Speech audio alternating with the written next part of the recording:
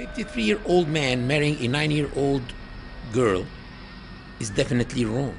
Today, in Cairo, New York, London, it's wrong because it's a violation of the law. Eudora Comnene, the wife of King Baldwin III of Jerusalem, was born in 1145. She became the wife of King Baldwin III at the age of 13. But maybe today, in some other parts of the world, is not wrong because it's not violating the law or the customs and traditions of people.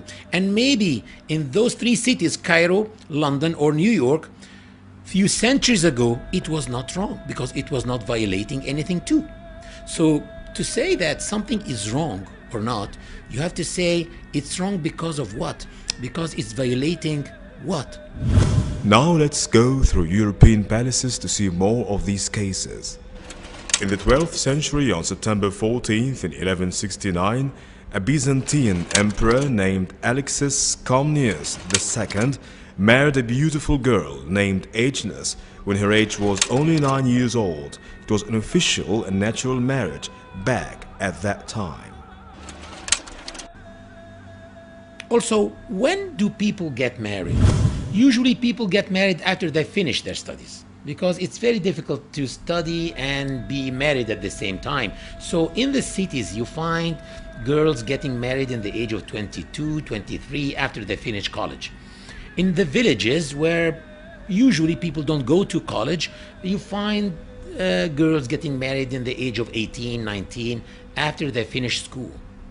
What do you think was the case when there were no schools or colleges? What were girls doing?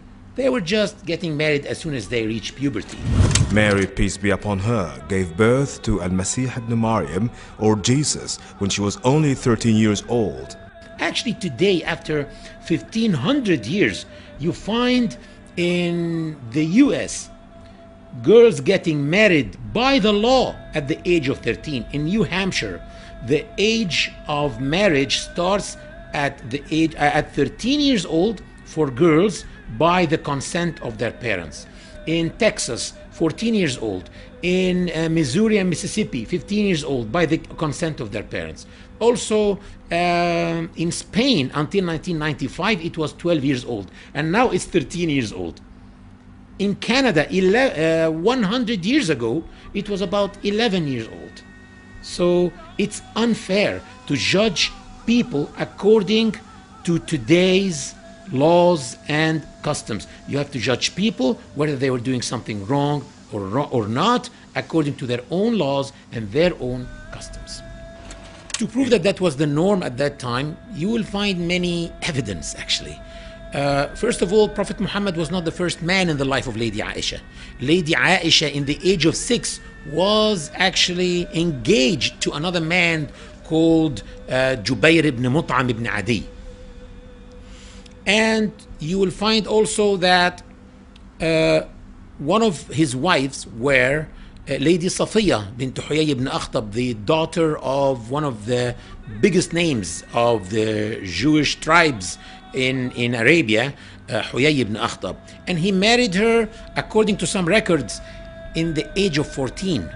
And he was her third husband. What was her age when she got married to her first husband? Maybe 10, maybe 9, maybe 11. So even the Jews at that time were marrying their girls in that early age. Also, you will find that Prophet Muhammad married Lady Aisha in the age of 6, but he did not consummate the marriage except in the age of 9.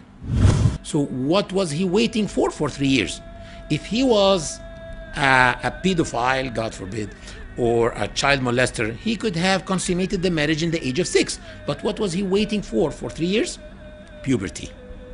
And some people here may say, and who said that when a girl reaches puberty that she can get married? Simply the Encyclopedia Britannica.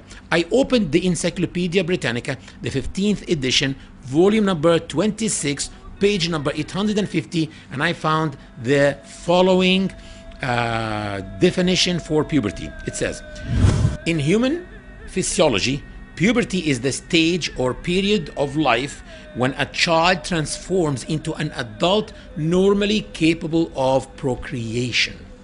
In 1184, Margaret, the Empress of Hungary, got married to Isaac II, the Byzantine emperor, when she was only 9 years old.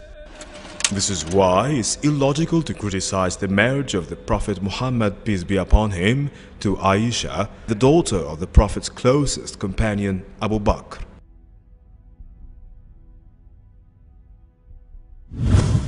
One may ask himself, did Prophet Muhammad, peace be upon him, had any enemies? You will find that the hypocrites in the Muslim community were enemies, the pagans were his enemies, and the Jews of Arabia were his enemies. And you will find that they tried by all means to tarnish his image, and they called him all the possible bad names that they can. But they did not say that he was a child molester. Why? Did they forget? That would have been an excellent way to damage this man and this new religion, but they never used it because simply it was the norm to get married to girls at that age at that time. And for those who say that she was a molested child, molested by Prophet Muhammad, peace be upon him, I ask them, do molested children love their molesters? And if you want to read the perfect love story, Shakespeare. We all know this famous British outstanding playwright and his famous play Romeo and Juliet, with which the age of Juliet, the heroine of this play, was not more than 13 years old. I recommend that you don't read Romeo and Juliet, because actually Romeo committed suicide at the end of the story. Read Muhammad and Aisha. In the very words of Aisha herself, explaining how beautiful this relationship was between her and Prophet Muhammad, peace be upon him. Lady Aisha explains that he used to race with her, and she says that when he used to drink from her glass, he used to make sure that she sees him putting his lips in the same place where she was putting her lips and to drink from the glass. Lady Aisha says that when she used to say, "Oh my God, I have a headache," he used to say, "It's me who can sense your headache in my head." Lady Aisha was so proud that he died in her arms. على رهبته المتبسم اقرأ نبي الله اقرأ وابتهل وبذكر ربك يا نبي ترنم